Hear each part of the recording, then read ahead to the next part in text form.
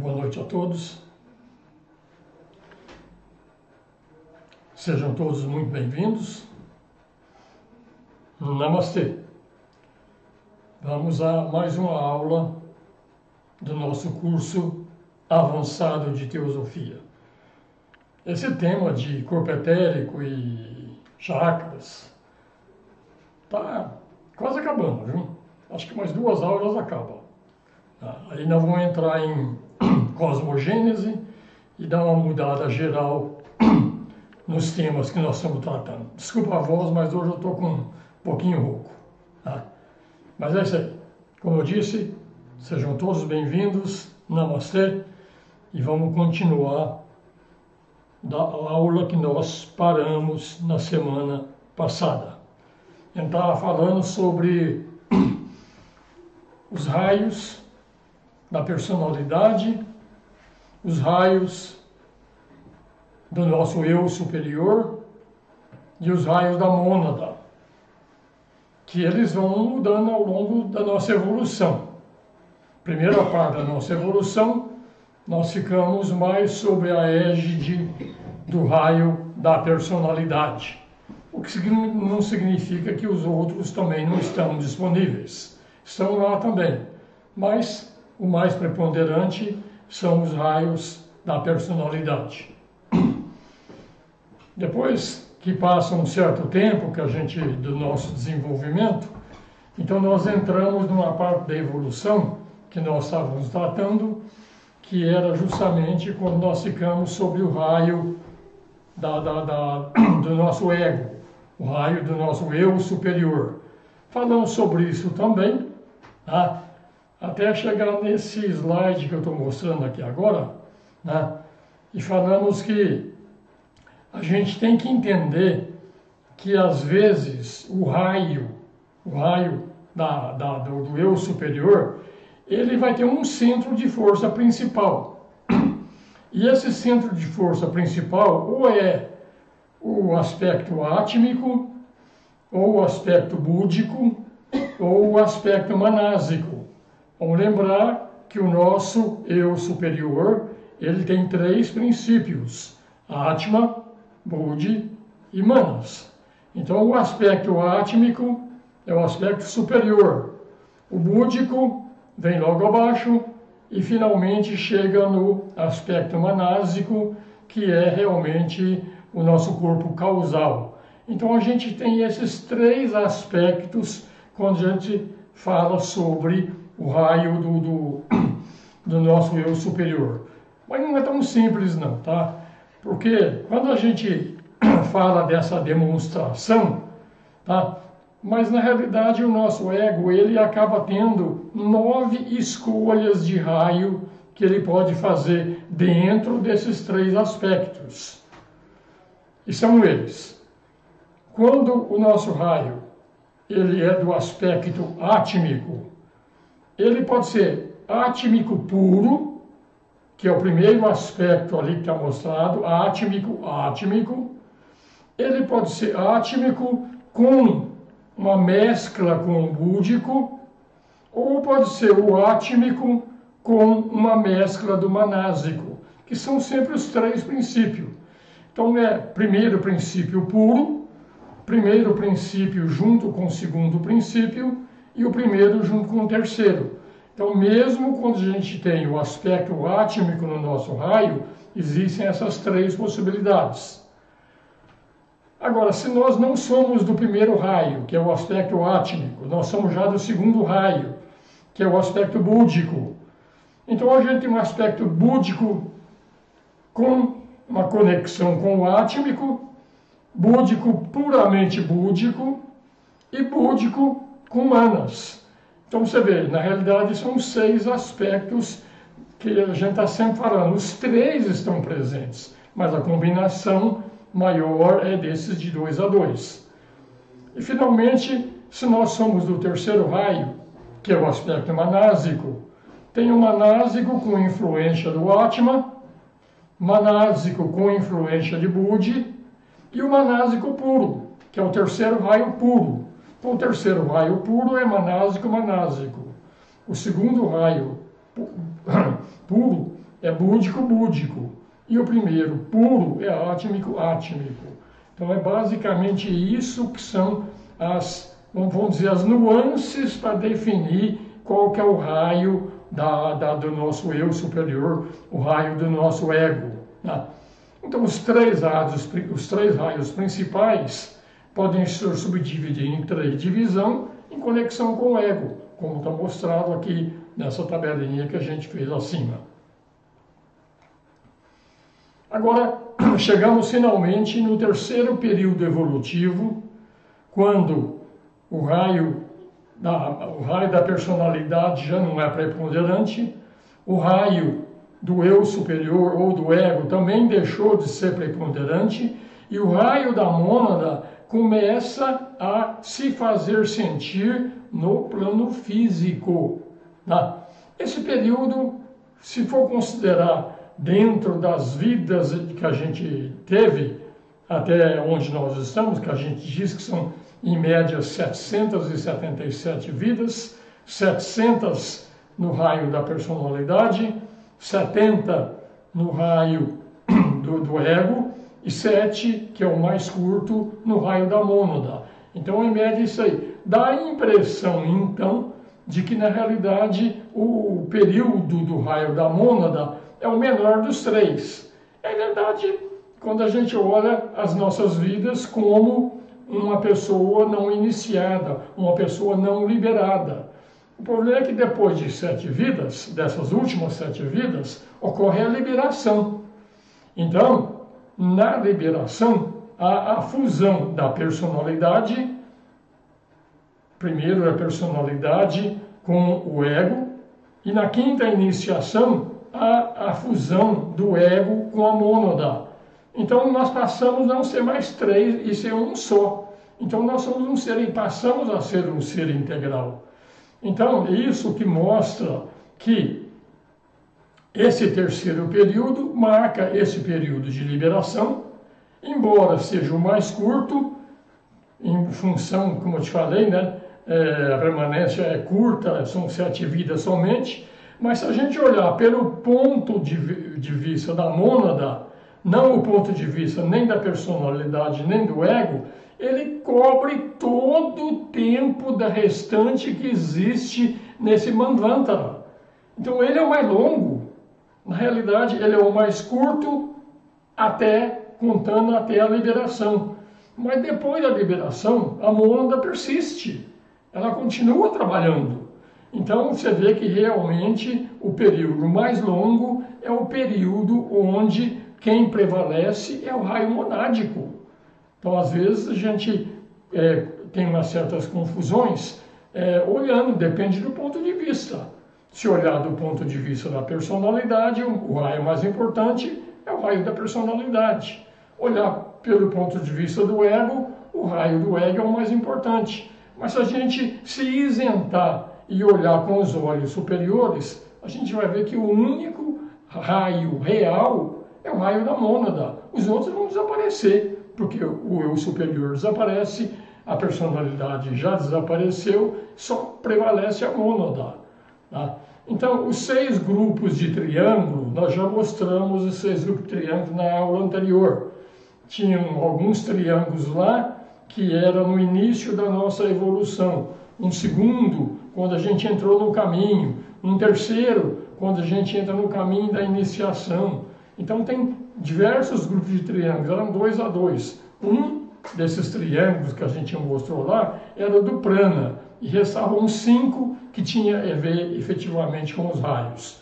Então a gente pode ver aqui, daqueles triângulos, basta vocês verem na aula anterior, que vocês vão lembrar desses triângulos que foram mostrados no começo da aula anterior.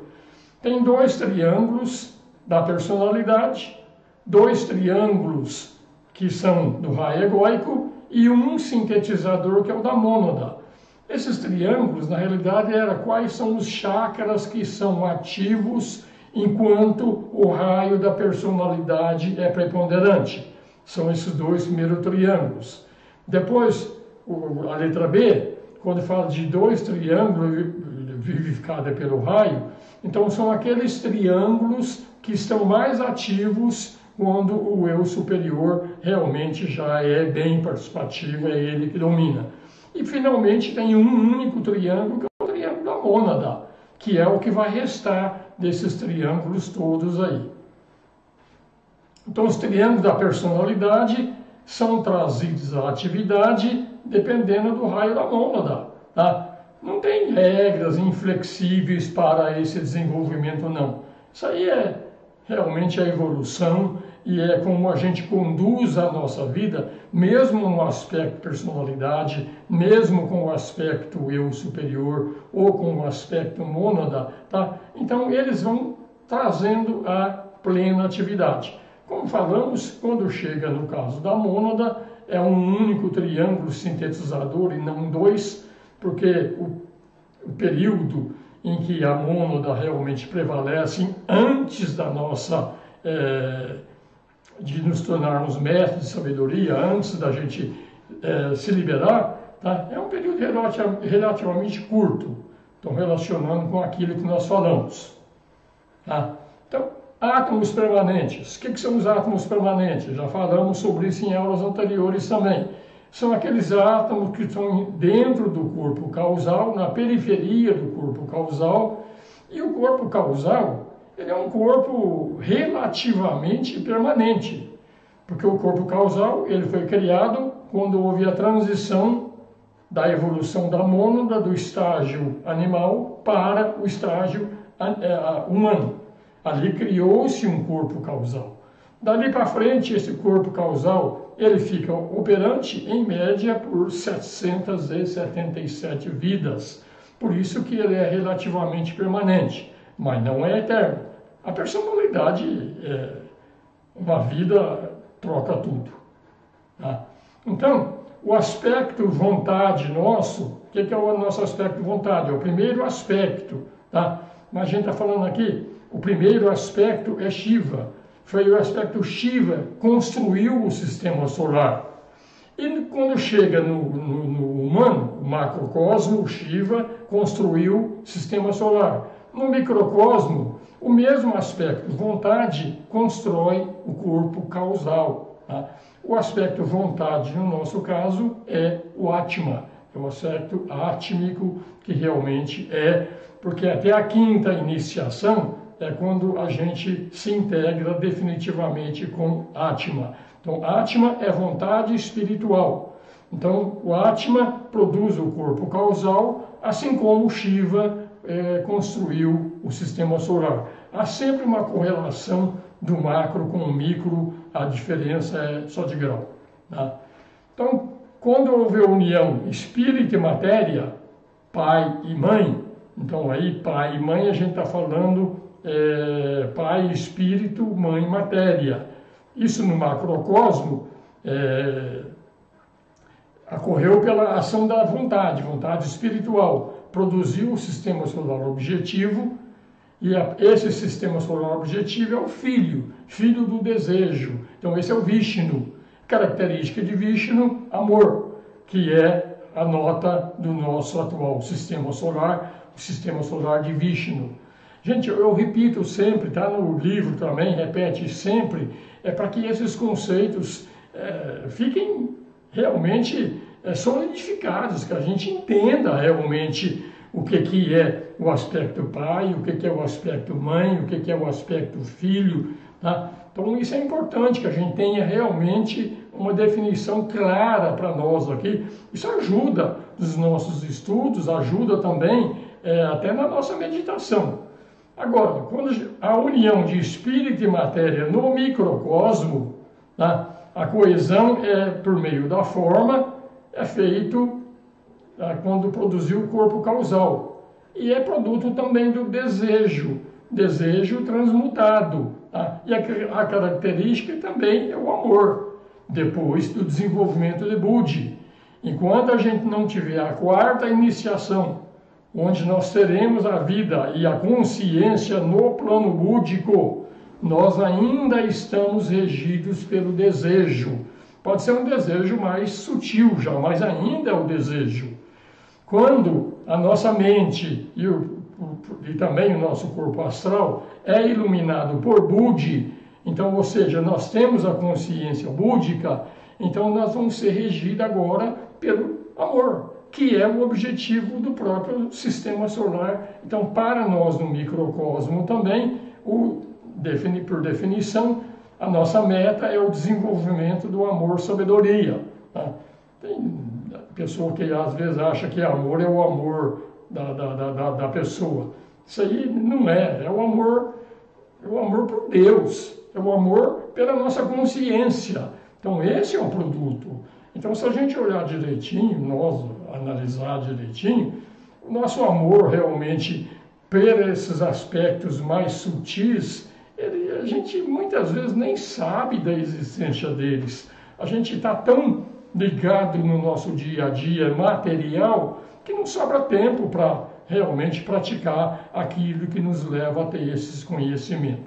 Então, você vê, aqui a gente vê mais uma vez que o que acontece no macro acontece também no micro. Então, o corpo causal, o que é? É o revestimento do ego, é a manifestação do ego, é o corpo causal. E o sistema solar é o revestimento do filho, que é a interação pai e mãe, produziu o filho, produziu o sistema solar. Então o revestimento ou o corpo, que é o sistema solar, é o corpo do filho. O filho é Vishnu. Então esse sistema solar todinho é a encarnação de Vishnu. E para nós é o corpo causal, tá? É o revestimento do ego. Então nós somos o ego, nós somos a Atma, Buddhi, Manas. Vamos entendendo assim, tá? Então, o que pode ser dito do microcosmo também é verdade tanto no macrocosmo, como também quando a gente... Macrocosmo para nós é o sistema solar. Acima do macrocosmo já é a evolução cósmica. Então, tudo vai acontecendo. É aquela lei hermética, assim como é em cima, é embaixo. Eu estou sempre dizendo que é a minha lei preferida dentro das leis herméticas. Então a gente quer estudar um pouquinho o sistema solar.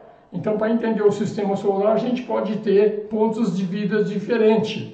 Estudar o sistema solar sob o ponto de vista da personalidade não vai funcionar muito bem não, porque a gente não consegue abarcar tudo isso. Mas a gente pode tentar entender o sistema solar sob o ponto de vista do homem celestial ou do logos solar. O homem celestial é o logos planetário e o logos solar é o logos do sistema solar completo. Então vamos ver isso aí. Tá? Vamos tentar ver o sistema solar como ele seria, como ele é, sob o ponto de vista de um logos planetário, no caso do logos planetário do nosso planeta Terra. Tá? Os homens celestiais têm os centros chakras, no corpo deles mesmos, igual nós. Nós também temos os chakras nos nossos corpos também. No nosso caso, os nossos chakras, quando a gente está falando do corpo físico, eles estão no corpo etérico. Tá? E esses centros também estão nos planos dos homens celestiais. Vamos ver isso aí. Tá? Então, cada grupo de mestre e todos os seres humanos, eles ficam dentro da periferia da consciência do logos planetário. O logos planetário, assim como nós, tem 7 chakras principais, ele também tem 7 chakras principais, tá? E nós como seres humanos, estamos vivendo em um desses 7 centros aí, é onde nós estamos efetivamente atuando. Nós, como mônadas, atuando num dos chakras do homem celestial. Ele fala aqui também que os grupos de mestre também estão lá. Aqui a gente tem que fazer uma pequena ressalva, né? Que mestre de sabedoria é quinta iniciação. Então, quinta iniciação já não tem mais personalidade nem ego. Então, só tem Atma, Buddhi, Manas, já foi, só tem mônada. Isso é mestre. Mas isso significa que as próprias mônadas, as mônadas dos mestres, também estão dentro do corpo de manifestação, dentro dos chakras do homem celestial. Isso é verdade para os mestres que permanecem aqui no planeta. Nem todos os mestres que atingem a quinta iniciação continuam aqui. A grande parte das mônadas que chegam na quinta iniciação retornam para o sistema de Sírius. Retornar para o sistema de Sírius significa que eles não estão mais no corpo, nos chakras do homem celestial. Mas os mestres que aqui continuam, Mestre Moria, Kuthumi, Tuolku, vai para lá fora, Comte Saint-Germain, Hilarion, todos esses mestres que continuam trabalhando na grande fraternidade branca, as mônadas deles também continuam dentro do corpo de manifestação, dentro dos chakras do homem celestial. Tem uma pequena diferença entre eles e nós. Para nós, o círculo não se passa, está ali, prendeu ali. Os mestres, depois da sexta iniciação, já conseguem escapar do círculo não se passa do próprio Logos planetário. Pequena diferença, tá? Então, os centros de força dos homens celestiais estão nos níveis etéricos, nos planos mais sutis, exatamente como nos homens. Agora a gente está falando dos níveis etéricos, a gente fala do nível etérico cósmico. Se bem que os 7 planos dos sistêmicos nosso corresponde ao plano físico etérico, cósmico.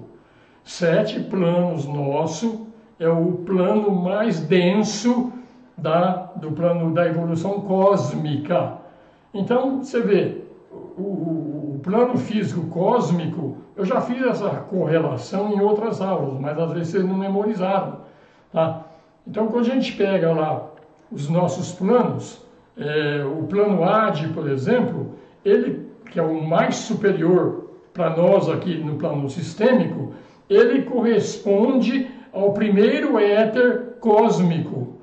Abaixo do plano AD, nós temos o plano monádico. O plano monádico é o mesmo plano que a gente está falando sobre sendo o segundo éter cósmico, até chegar embaixo. Então, você vê, essa é a diferença. Então, os centros de força dos homens celestiais, alguns dos centros de força, se encontram em planos que também são planos sistêmicos. Ah, tudo bem, tá? Mas é isso aí. Então, também são vivificados pela Kundalini planetária. Por quê? Porque esse centro de força desses homens celestiais, eles estão ainda sob a tutela do Logos solar nosso. Como estão sob a tutela do Logos solar, então a Kundalini solar também, ela retrata em todos os planetas, e é essa Kundalini que originou no Logos solar, ela entra também na evolução dos homens celestiais. Acho que já tinha falado sobre isso, é tanta coisa que a gente fala que a gente vai esquecendo aquilo que falou, aquilo que não falou. Tá? Então, em conexão com um homem celestial, ainda pode ser indicado também, tem um triângulo de força que é visto nesses 3 centros aqui que nós vamos mostrar. Então, o homem celestial tem um triângulo de força. Vamos ver o que é esse triângulo de força. Então, vamos falar do homem celestial, obviamente, do planeta Terra.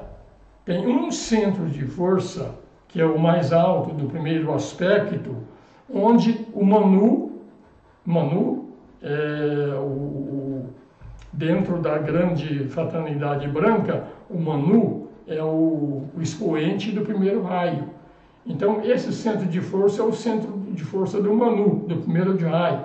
O segundo, que é o do segundo raio, o centro é o do Bodhisattva, que é o Cristo, tá?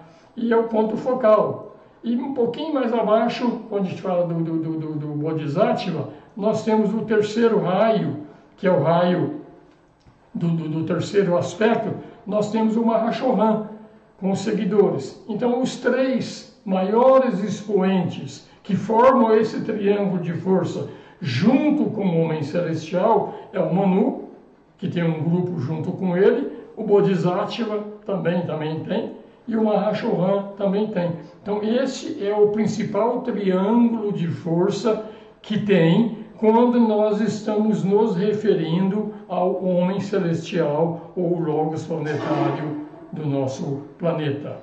Tá? Então esses três grupos aqui formam um grande triângulo, não totalmente vivificado ainda nessa etapa de desenvolvimento evolutivo, porque o nosso logos planetário ele ainda não completou as iniciações dele, ele ainda está em desenvolvimento. Então forma esse grande triângulo que está em trabalho ainda, que dentro desses três aspectos aí, o centro de força do primeiro raio, do primeiro aspecto, do segundo aspecto e do terceiro aspecto. Tá?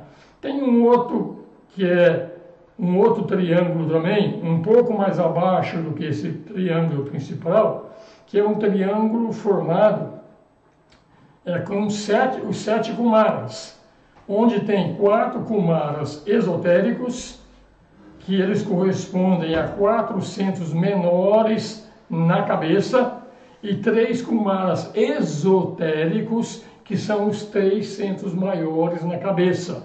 Nós falamos sobre esses centros na cabeça, alta maior, pituitária, aquelas coisas todas lá que nós já falamos, aqueles centros físicos dentro da cabeça. Por consequência, aqui nós estamos percebendo que esses centros também existem na cabeça do próprio logos planetário, então são os 7 Kumaras.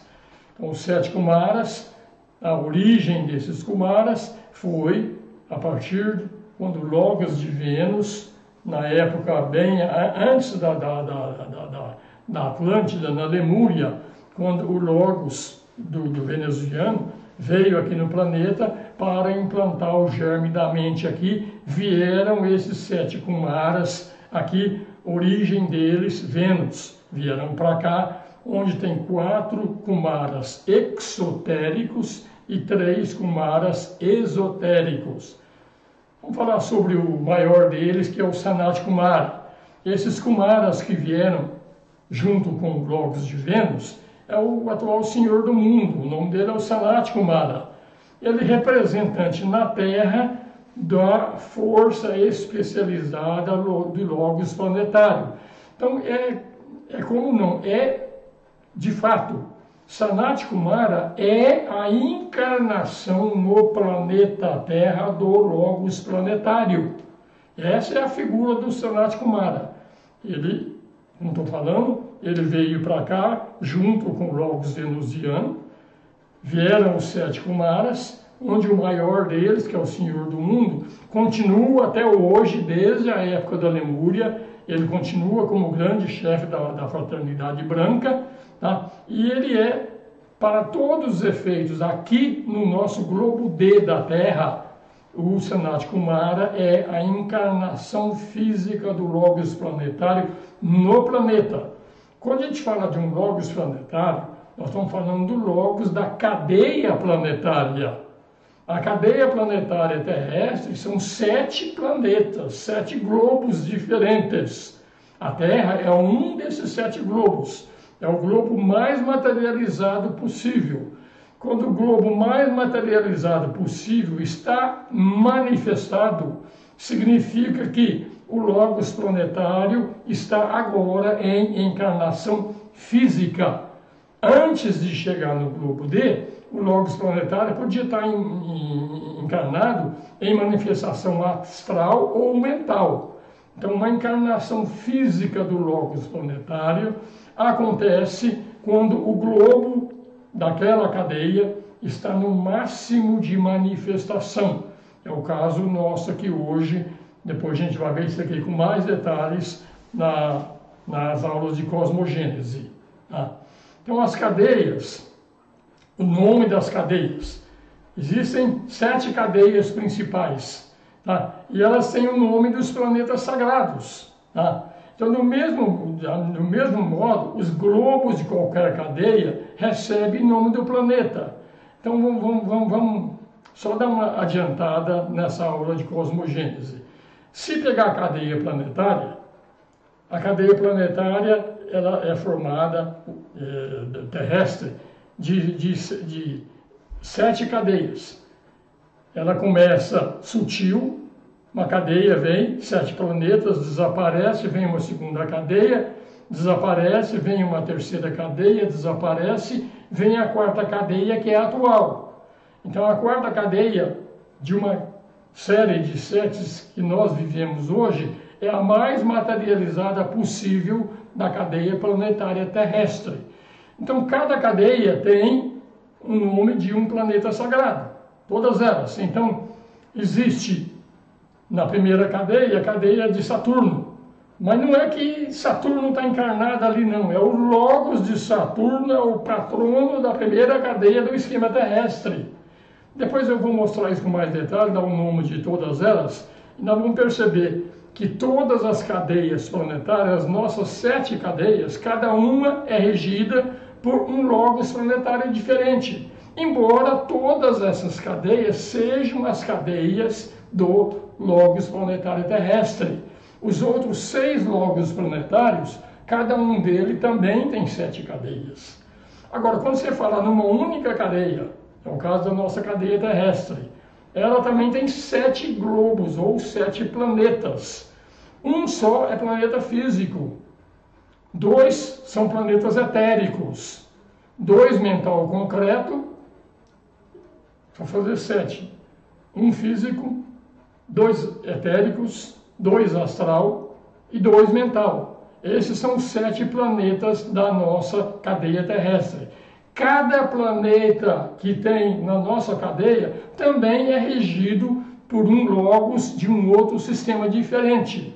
Então, por isso que tantas cadeias recebem o nome de planetas, como os nossos planetas recebem nome de planetas também, mas na realidade é nome do logos planetário de outras cadeias. Então é meio confuso de enxergar, mas é desse jeito. Isso aí explica, muda todos os conceitos da astrologia.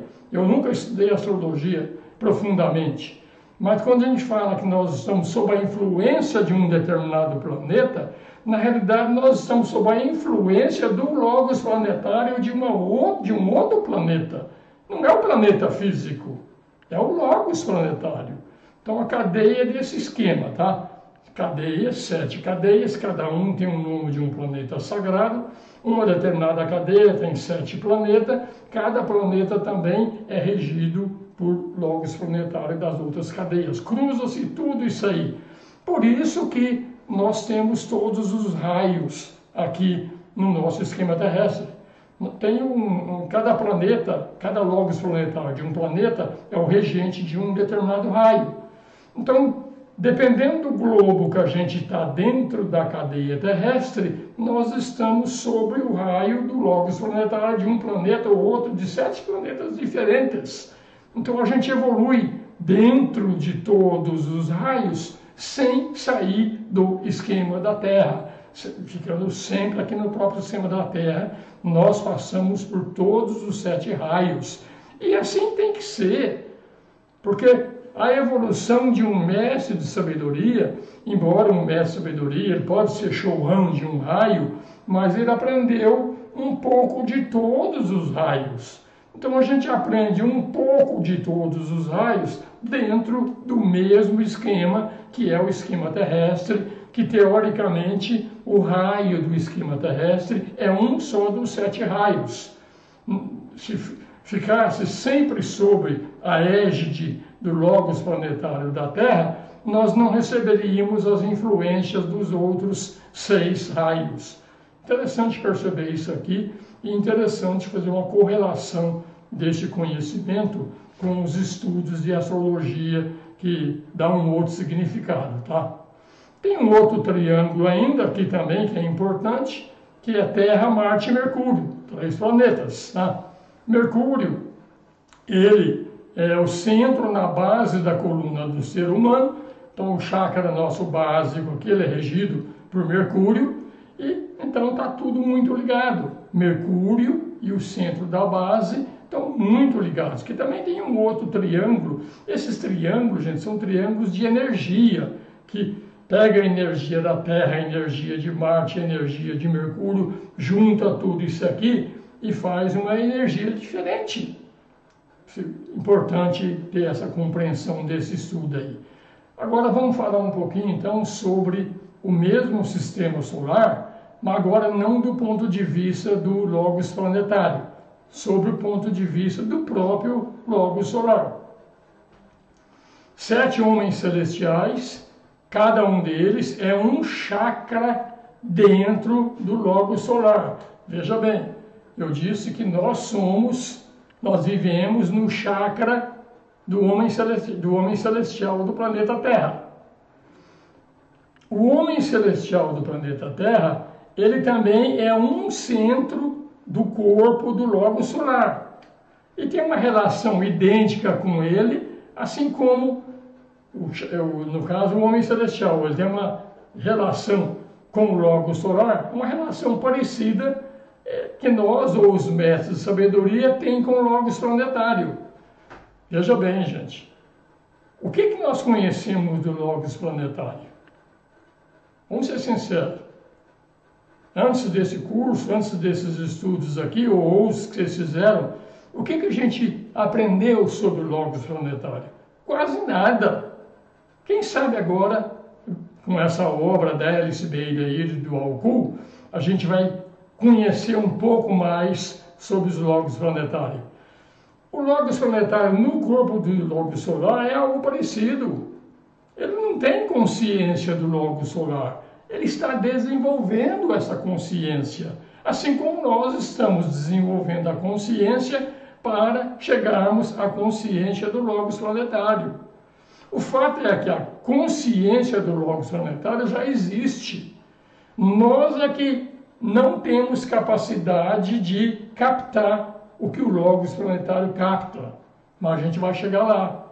Isso vai acontecer realmente na 6ª iniciação, quando nós nos tornamos Chohans aqui.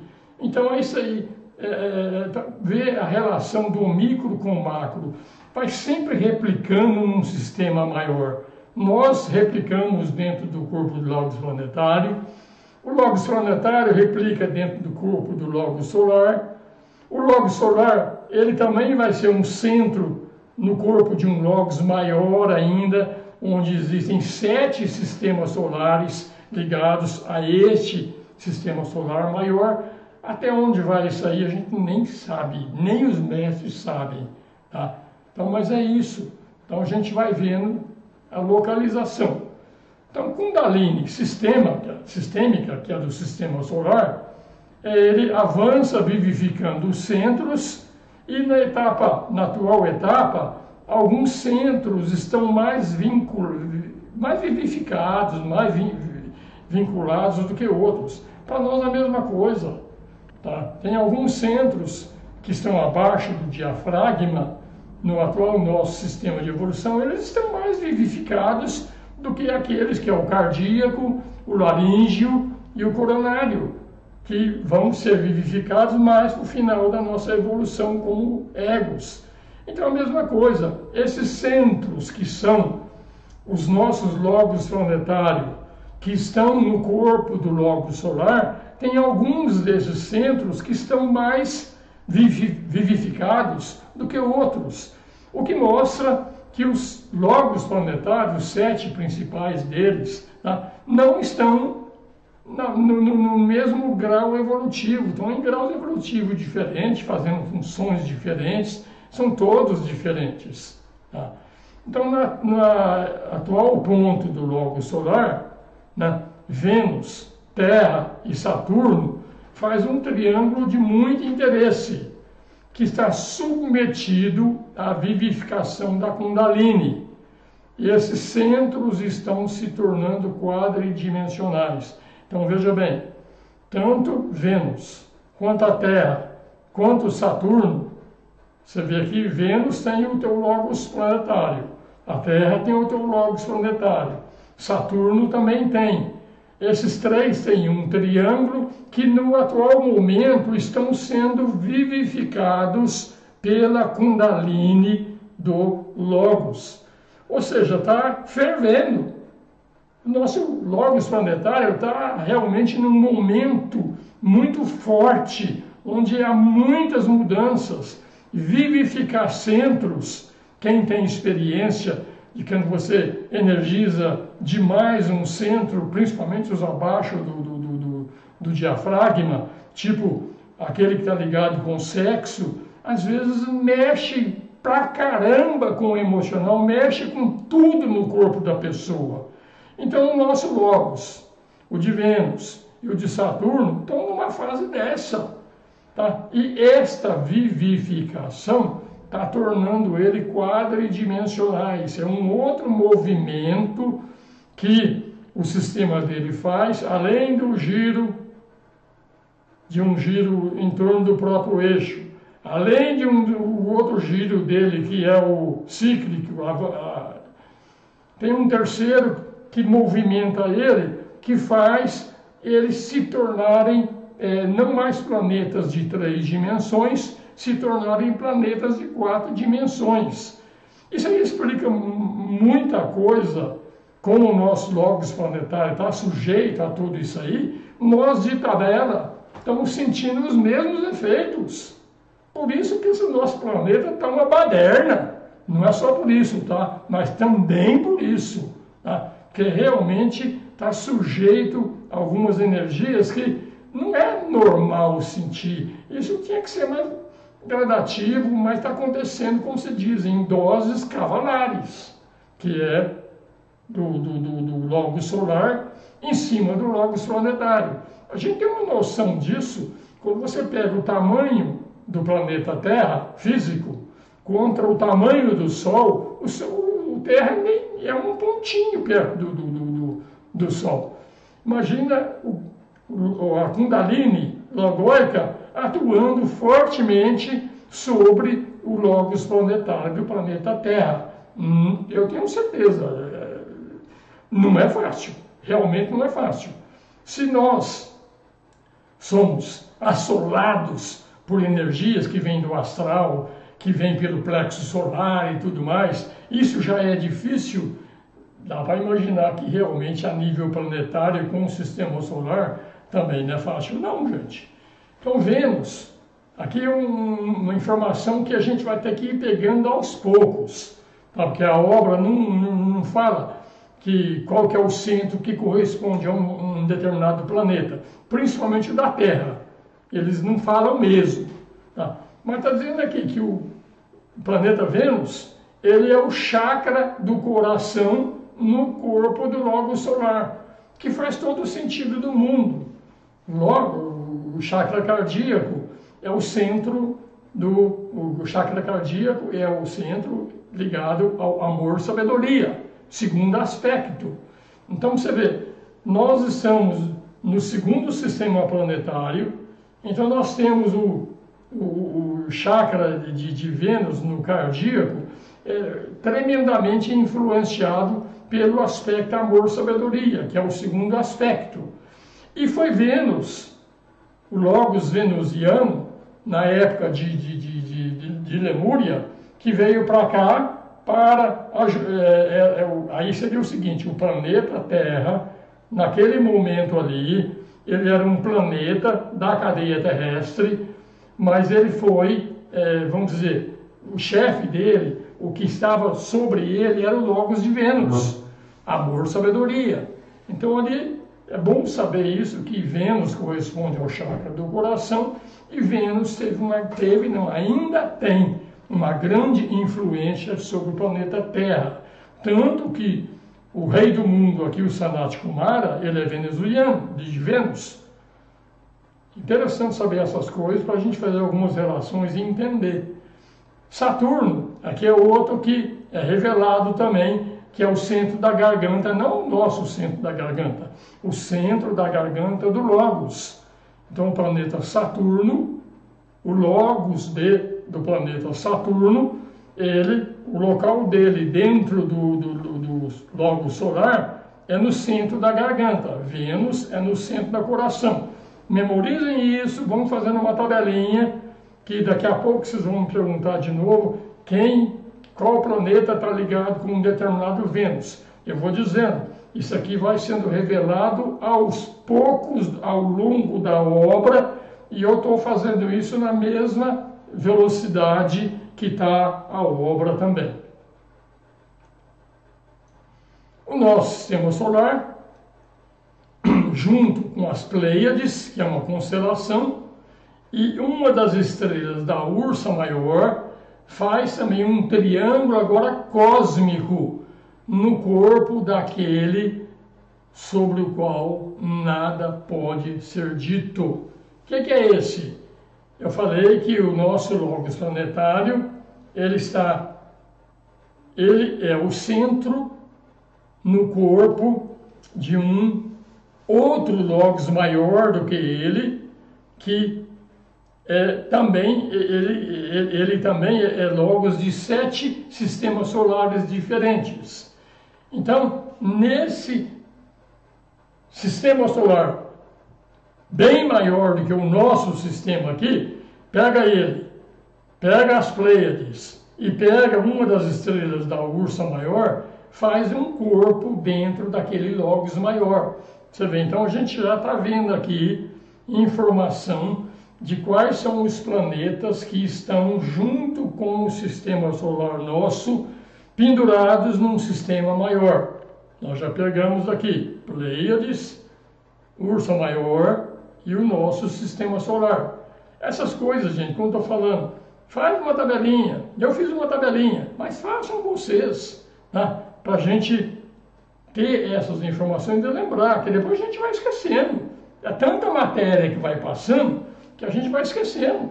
Normal, né?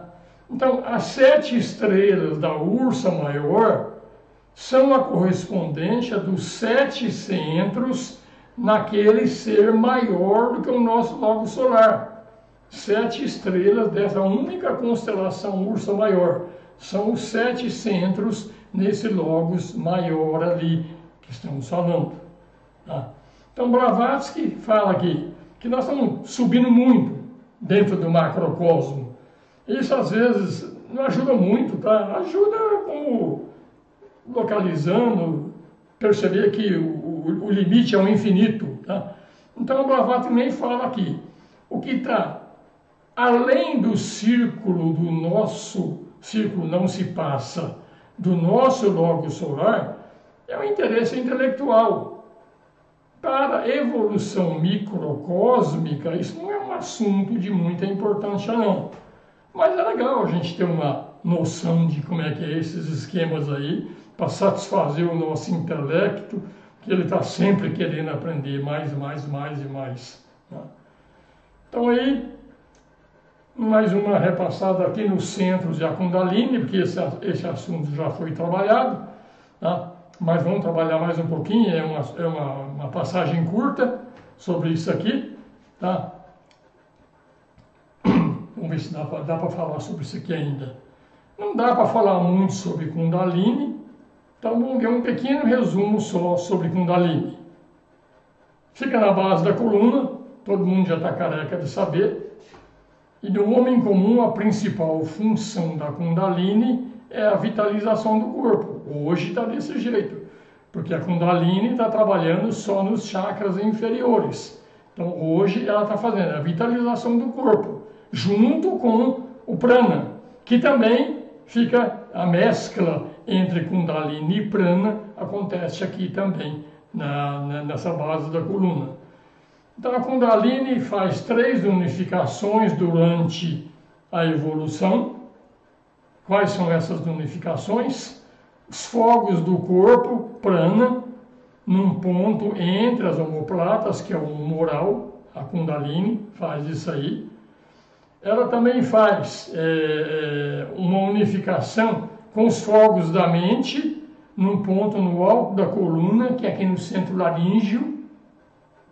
E faz também a unificação com o fogo do espírito, né? No ponto em que os 2 fogos unificados, matéria e da mente, fluem pelo alto da cabeça. Então ela faz essas 3 unificações.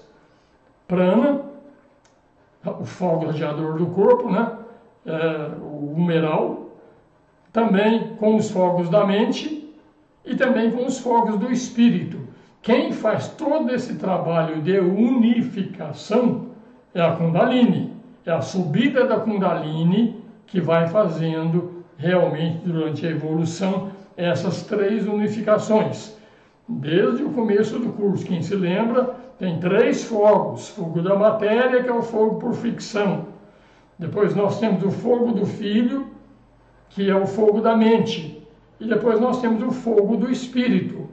Hoje eles estão separados. A unificação dos 3 fogos, que vai nos tornar uma pessoa liberada, é através da Kundalini. Tá? Então, cada um dos 3 canais no interior da coluna tem o propósito de fundir esses 3 fogos. Estão lembrados? Os 3 orifícios que nós temos na coluna: Ida, Pingala e Sushumna. Essas 3 que sobem pela coluna vertebral que vão trabalhar nessa unificação. Quando a gente falou do corpo etérico, a gente já falou disso já, tá, gente? Então, quando a Kundalini se funde com o prana, os centros se tornam tridimensionais. Depois ela se funde também com o fogo da mente, e quando isso acontece, os centros se tornam quadridimensionais. E depois funde com o fogo do espírito e vão ter 2 dimensões a mais. Então você vê, a gente está falando nós estamos num mundo tridimensional, a fusão do fogo prânico, nós vamos nos tornar tridimensionais. Com o fogo da mente, nós vamos quadridimensionais, e com o fogo do espírito, 2 dimensões a mais. Tá? Entenda dimensões como sendo os planos de manifestação: físico, astral, mental, búdico, átmico. Então, quando estamos falando aqui de 4 mais 2, 6, então, na realidade, a Kundalini vai fazer a unificação da personalidade, 3 planos: físico, astral e mental. Depois nós temos mais 2 planos, que é o plano búdico e o plano átmico, 5. E depois 2 dimensões a mais, que é o plano monádico e o plano Adi. Então aqui você vê que, na realidade, tudo isso aqui, onde os 7 planos de manifestação vão estar todos unificados e centrados num só, isso tudo é trabalho da Kundalini. Então, Kundalini, quando despertada, aumenta a vibração não só do centro, mas aumenta a vibração também da matéria etérica, astral, mental, gera um efeito dual. Eliminação da matéria grosseira é inadequada. Alguém está sempre me perguntando aqui, como é que eu melhoro os meus chakras? Como é que eu melhoro a matéria dos meus corpos? Está aqui. Resposta: Kundalini. Tá? Arrasta a matéria sintonizada, incorpora o fogo da matéria e a vida do terceiro logos. Porque essa energia Kundalini é a energia fundamental do terceiro logos. Então você vê, aqui a gente vai vendo, de pouquinho em pouquinho, gente. Quando você fizer pergunta, não precisa assistir todas as aulas de novo. Dá uma repassada nas apostilas, onde vocês têm todo esse PowerPoint que eu uso aqui, vocês recebem ele na forma de PDF, toda essa matéria está com vocês. Aquilo que eu estou sempre dizendo, aquilo que você julgar mais importante, faça algumas anotações e guarde e olhe sempre isso. A gente não é capaz, não memoriza tudo de uma vez só. Mas de pouquinho em pouquinho, se a gente fizer esse exercício, a gente faz. Eu tenho um caderno meu, que é um caderno digital, já tem mais de 100 páginas de anotações que eu vou fazendo à medida que eu vou estudando. E de vez em quando eu dou uma repassada nesse meu caderno. Mas esse meu caderno, ele diz respeito a mim, isso eu não mostro para ninguém, é meu, coloque-o entre eu, meu eu superior, minha mônada. Então eu recomendo para vocês, façam algo parecido. Pode ser um caderno de escrever mesmo, mas tomar cuidado, tá? Isso aí é de uso exclusivo seu. Não passe para ninguém. É ninguém mesmo, é seu. É isso que mostra, você mostra a tua seriedade para os teus aspectos superiores. Tá? Então a Kundalini tem dois efeitos sobre a rede etérica. Ação gradualmente crescente purifica a forma etérica, livra ela da escória.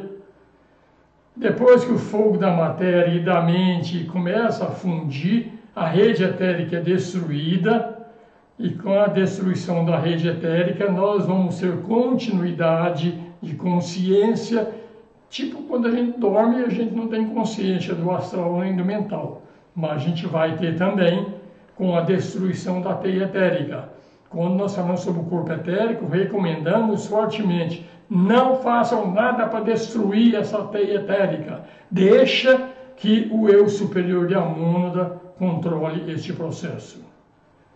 Então, gente, é por isso aí. Vamos entrar agora num título novo, que são os centros, sentidos normais e sentidos supernormais. Nós vamos falar aqui dos sentidos normais, são 5 sentidos que a gente tem, audição, visão, tato, e vamos falar também de sentidos supernormais, e vamos falar de como esses sentidos estão sendo desenvolvidos, porque eles ainda não estão totalmente desenvolvidos. Isso fica como tema para a nossa próxima aula. Vamos ver se tem perguntas. 6.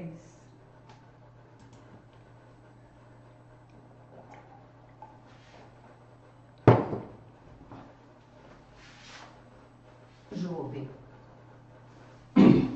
O Jobe é sempre o primeiro, né? Considerando a aula anterior que falou sobre os chakras, como eu posso trabalhar o desenvolvimento desses chakras superiores? Falamos tudo sobre isso aí na aula de hoje. Eu vou te fazer uma pergunta. Como é que você desenvolve teu coração, Jobe? Você desenvolve? Ou ele se desenvolve? Ao longo de uma série de encarnações. Você trabalhou para desenvolver o teu órgão do coração? Quando você pega um órgão não físico, que é um chakra, é como se fosse um órgão, que está no corpo etérico. O desenvolvimento do órgão em si é a própria evolução que vai, através da Kundalini, vai subindo tudo isso aí. Mas então o que faz para desenvolver o chakra? Nada. É o uso que você faz dele é que vai contribuir para acelerar ou não esse processo. Não mais do que isso. Então hoje a Kundalini está presa nos chakras abaixo do diafragma.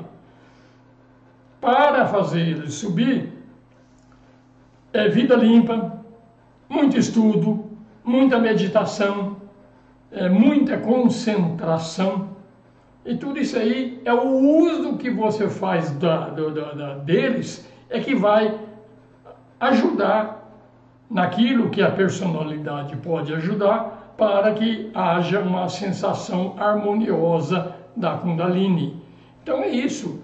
Sobre o chakra em si, os chakras são devas, eles são da evolução dévica, nem é da tua própria evolução. Então você não tem o que fazer para evoluir. Você pode ser sim um bom usuário deles, e é isso que vai resolver. Ok, João? Espero ter respondido.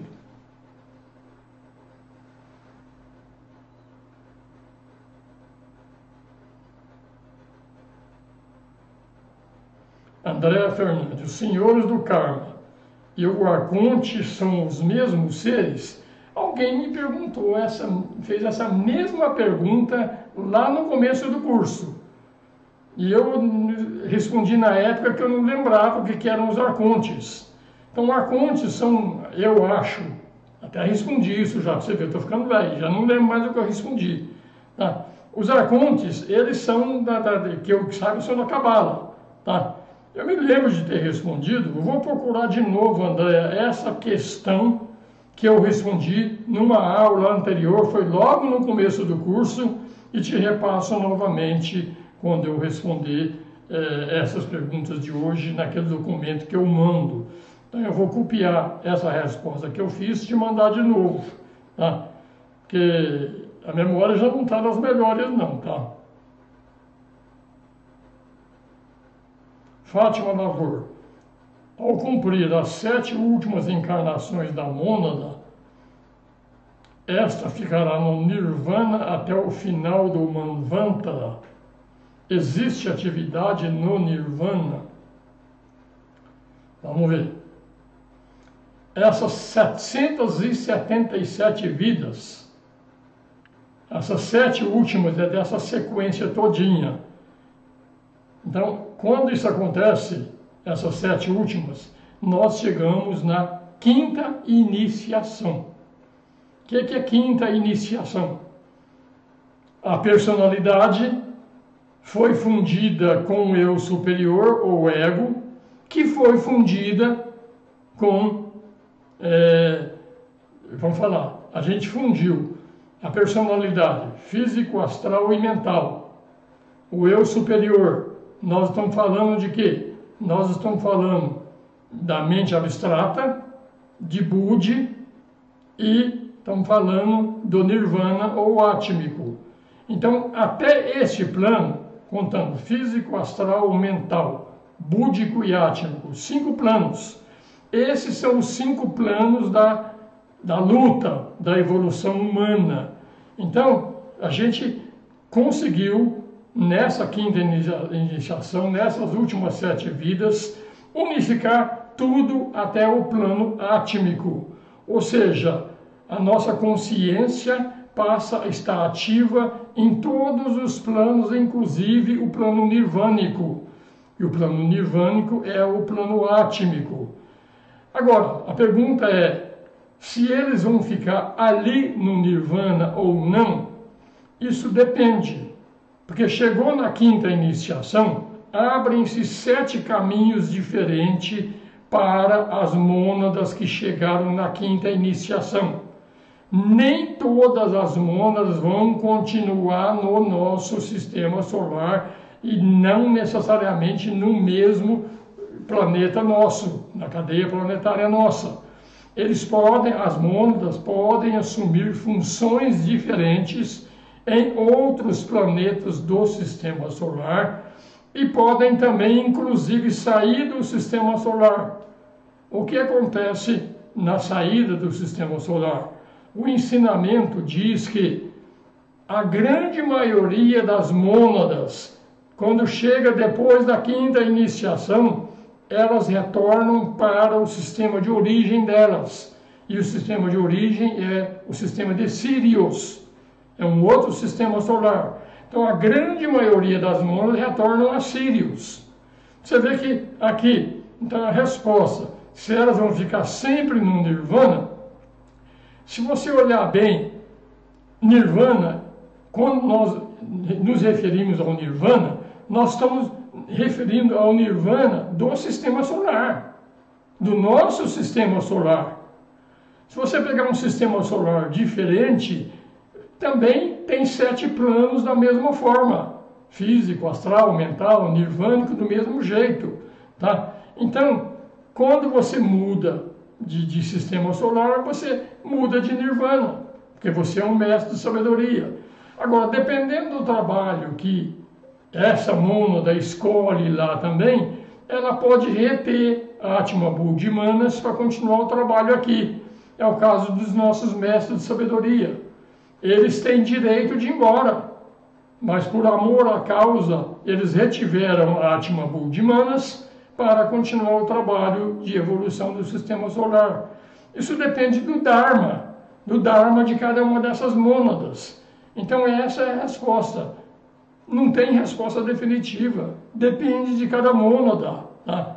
E a pergunta, se existe atividade no Nirvana, muito mais do que aqui, muito mais. A pessoa, em função dos estudos do budismo, que fala que o nirvana é o zero, é o nada no conceito nosso da manifestação. Mas acima da manifestação, acima do nirvana, nós ainda temos o plano monádico e o plano adi. Depois nós vamos entrar nos planos cósmicos. Gente, esse negócio que nós vamos ficar no eterno lá vendo o anjo tocar arpinha, isso é conversa, tá? Não é assim não. Atividade é a palavra-chave em tudo que existe na manifestação. E fora da manifestação também, que é o pralaya. Ensinam que no pralaya é o quê? É a noite cósmica onde todo mundo está dormindo. Não é nada disso. É um outro mundo diferente do nosso, onde a atividade permanece sempre. Só que essas atividades nossas aqui no nosso plano é uma atividade que usa corpos físicos, matéria física, é uma matéria pesada. Então é difícil fazer atividade aqui. Quando você fala em atividade no plano mental, para você ter uma noção, o pensamento também é matéria, mas é uma matéria muito sutil. Então não é aquele peso que você está carregando lá, mas a atividade existe no plano mental. Ou seja, existe em todos os planos, Fátima. Não acredite, essa que falaram aí que não é verdade, tá? Então tudo tem atividade. E se ela vai ficar no nirvana ou não, depende de cada uma delas. Fátima, se você quer saber isso aí, entra dessas iniciações todas, o que acontece com as mônadas, entra lá no meu canal do YouTube, tem um curso lá chamado Iniciação Humana e Solar. Falo tudo isso aí lá para você, lá nesse curso, tá? Jairo da Silva Pereira, qual a característica do aspecto mãe? Aspecto mãe é aspecto matéria. Aspecto pai é o aspecto espírito. Pai se encontra com a mãe, produz filho. Então, o filho é o sistema solar. Então, o pai é Shiva. A mãe é a manifestação. Então, onde tem matéria, isso é a característica do aspecto mãe. Onde tem energia, luz, é o aspecto espírito, isso é o pai. O pai sem a mãe é nada. A mãe sem o pai sem a mãe, vamos dizer, é muita, vamos falar, coisa sutil, mas não tem força para produzir nada. Para produzir é a mãe, é Shakti. Shakti que faz tudo, que se produz tudo aqui nesse mundo, quem faz é a mãe, é Shakti. Pai, é que nem o pai e a mãe. Nós aqui, o pai do espermatozoide, o trabalho da mãe, é a mãe que produz tudo. Então, é algo parecido com isso aí, tá, Jair?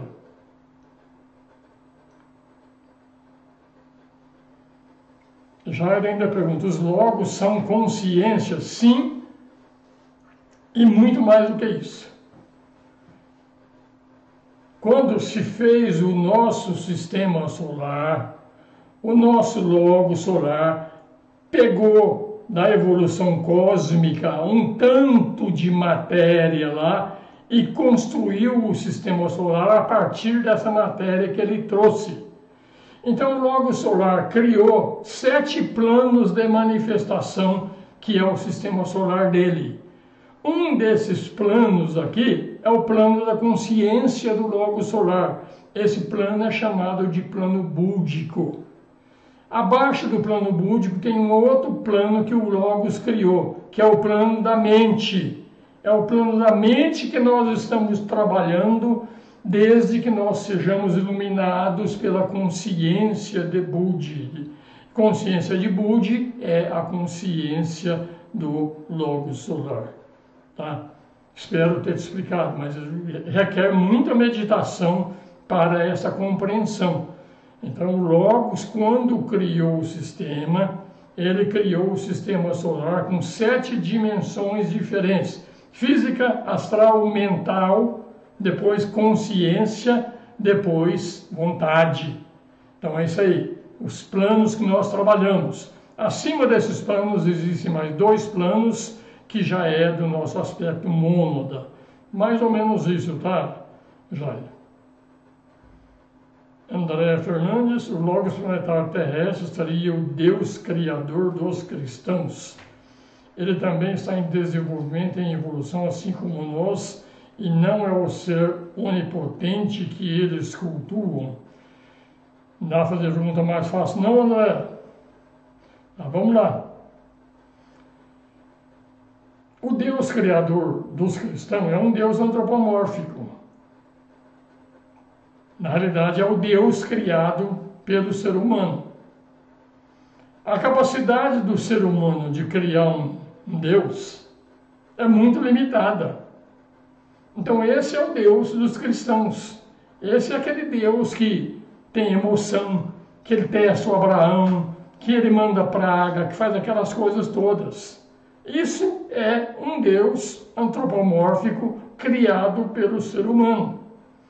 O Logos planetário, ele não é criado pelas consciências humanas. O Logos planetário, ele foi criado pelo Logos solar. Então, o Logos solar, quando fez o sistema solar, ele criou os Logos planetários. São 7 espíritos diante do trono do Logos solar. Então, o Logos é o Deus criador do cristão? É, mas não só. Até porque, se você observar bem o Deus criador dos cristãos, tudo que a gente vê lá, praticamente, ele só cuida do reino humano. Quem é que cuida do reino mineral, do reino vegetal, do reino animal e tudo mais? Então, a Deus dará, não tem Deus para eles também, não? Também tem. Então, o Logos planetário, ele cuida de todas essas evoluções, pegando não só a evolução humana, inclusive com a evolução dévica, que é uma evolução paralela com a evolução humana. Então, quando você fala num Logos planetário, ele é muito mais do que estão falando aí o Deus dos cristãos. O Deus dos cristãos, em função da capacidade dos cristãos, é um Deus criado, antropomorfizado por eles. Ele está em desenvolvimento? Sim, mas não o desenvolvimento nosso. Ele já passou por esses desenvolvimentos nossos. Ele está na evolução cósmica. Nós estamos na evolução sistêmica do sistema solar. 7 iniciações no total para chegar lá. 7 pode chegar até a 8ª, até a 9ª, que é do Senhor do Mundo. Tá? Então, é isso aí. Então, ele está em desenvolvimento? Sim, ele está em desenvolvimento, mas num desenvolvimento que a gente não entende. Agora, eu falei que nós temos 7 logos planetários, um para cada planeta. Eles estão em graus diferentes de evolução. Muitos dos problemas que nós enfrentamos aqui no planeta Terra é em função vamos dizer, da imaturidade do Logos planetário. Imaturidade não no aspecto humano, uma imaturidade no sentido cósmico. Ele está aprendendo a evolução cósmica. Então, como todo ser que está aprendendo, está sujeito a erros. Então, muitos problemas que nós temos aqui no planeta, essa calamidade que existe com o reino animal, por exemplo, isso tem origem no Logos planetário. Nós vamos falar isso mais para frente no curso, é um tema dolorido. Então isso, Blavatsky chama de os deuses imperfeitos. Quando a gente fala deuses, a gente não está falando sobre Deus, estamos falando sobre deuses. Então são deuses criados na manifestação, entraram na manifestação, perderam a consciência de quem eram e estão retornando à consciência gradativamente. Então o Logos planetário, sim, ele está em evolução. Assim como, vamos matar hoje, hein? O Logos solar também está em evolução. Ele também não tem domínio sobre todos os 7 planos que compõem o corpo de manifestação dele. Ele está aprendendo a dominar todos esses planos. E ele vai concluir esse aprendizado no final deste nosso sistema solar. Então ele é onipotente, onipresente e onisciente? Sim, ele é. Dentro do círculo não se passa dele.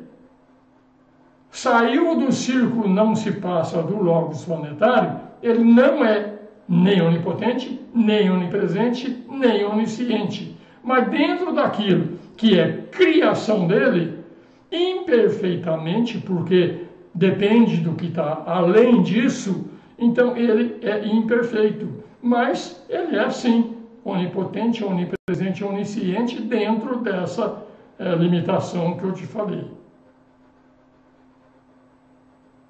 Fátima, em qual chakra do homem celestial do planeta está sendo desenvolvida a consciência da humanidade? Eu acabei de falar hoje, na aula hoje, que Vênus é o chakra cardíaco, Saturno é o chakra laríngeo, o da Terra eu não sei. Não sei. A obra inteira não fala, ele segura essa informação.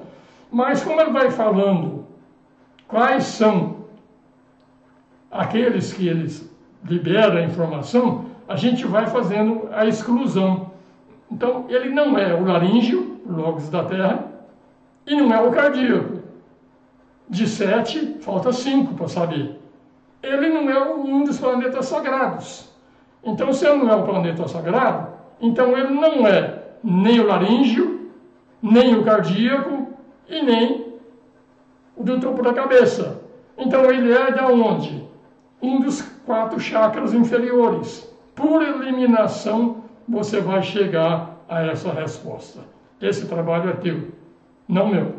Eu tenho a minha conclusão, mas como eu estou falando, o meu objetivo não é dar conhecimento para vocês, é dar algumas dicas, algumas ferramentas para você encontrar as tuas respostas. Então vai lá, Fátima. Meditação, você vai ter a tua resposta. Perseu Moraes, a matéria incorporada pela Kundalini desperta seria a camada monádica dos planos evolutivos. A matéria descartada são as referentes às camadas elementais? Sim e não, viu, Perseu?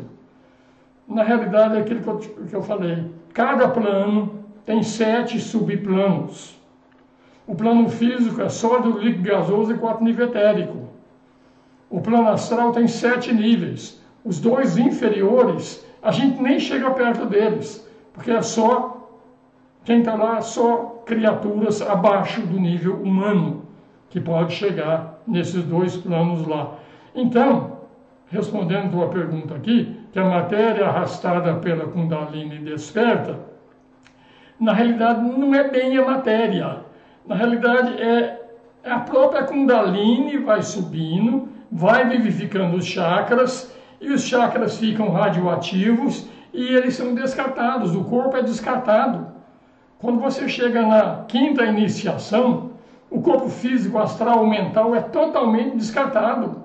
Ele deixa de existir. Então não sobe nenhuma matéria nessa vivificação, lá não, nada, tudo. Volta tudo para o reservatório da matéria. E o reservatório da matéria é o reservatório da evolução dévica. Então tudo que é corpo é deva. Já falei isso aqui algumas vezes, você esqueceu.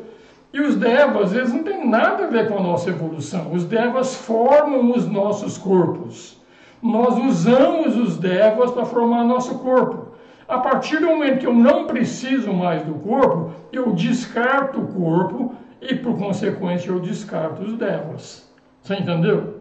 Então não é bem assim como você falou não, tá?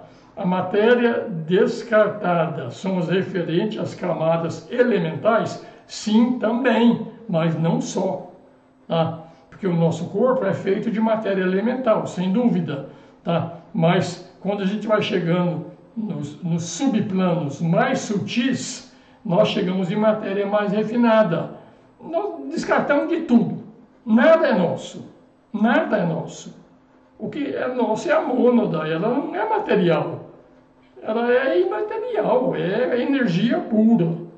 tá? Talvez seja meio confuso, Perseu, mas eu vou te cutucar para você dar uma avaliada nisso aí também, você também, tá? Adriano Trentin. Blavatsky advertia sobre o desperdício de energias. Abuso da humanidade nas relações sexuais interfere no despertar da Kundalini. No macrocosmo também há desperdício de energia semelhante.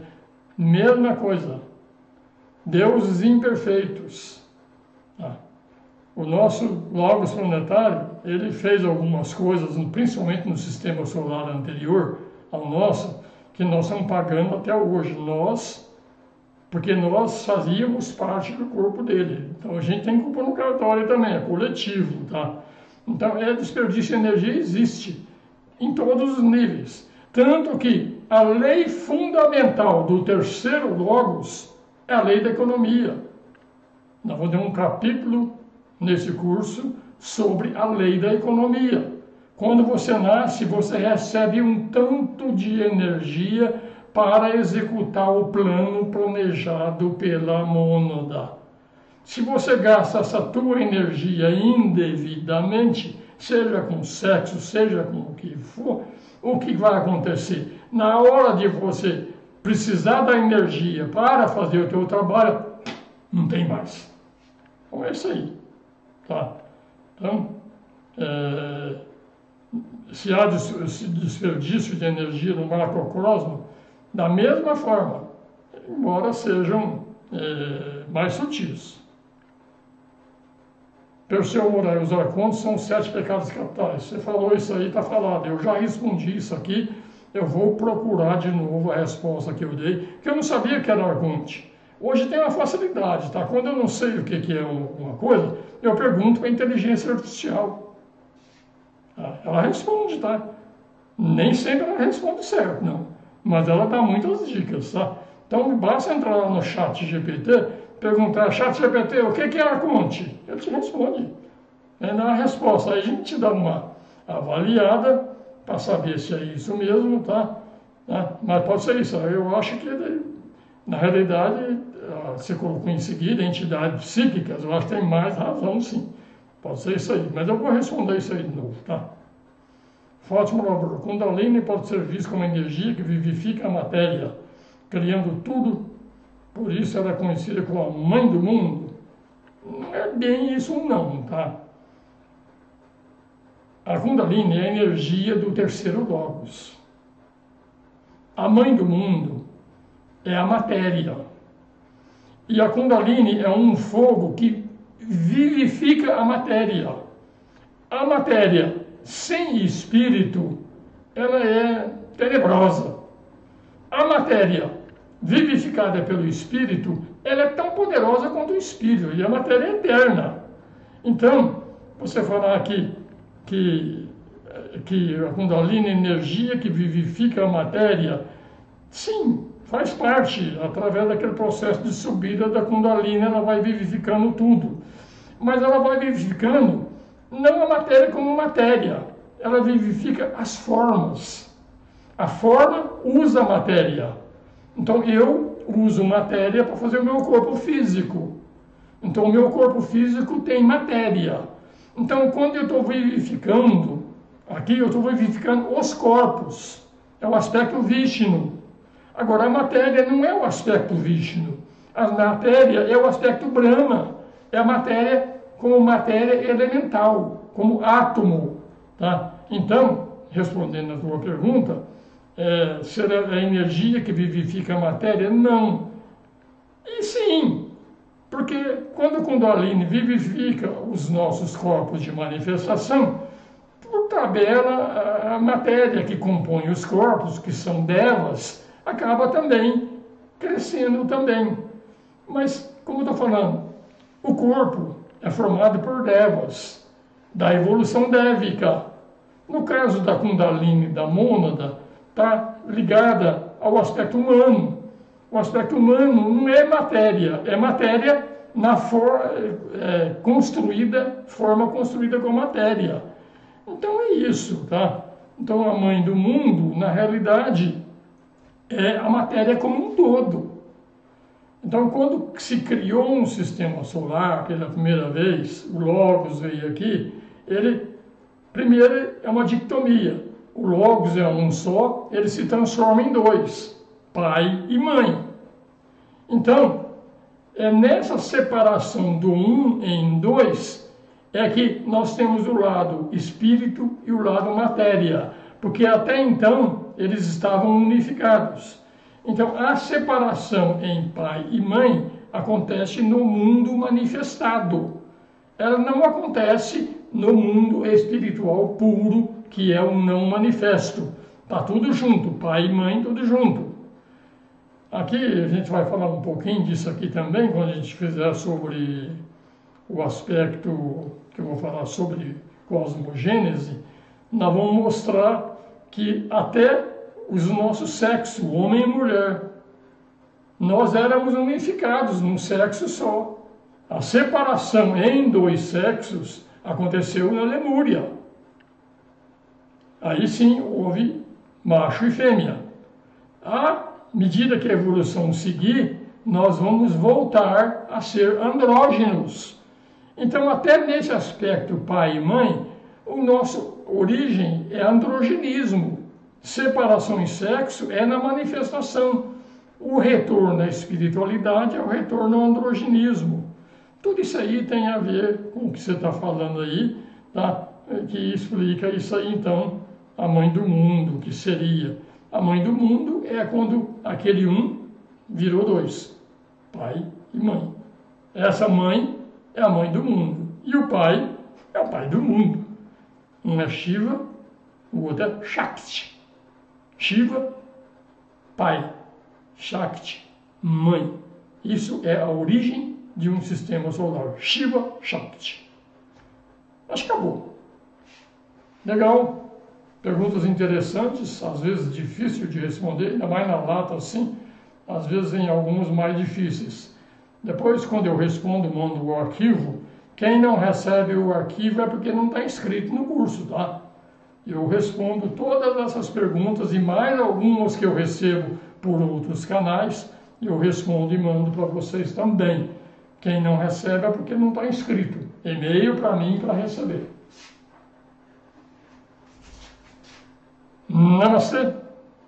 Muito boa noite. A gente retorna na próxima quinta-feira.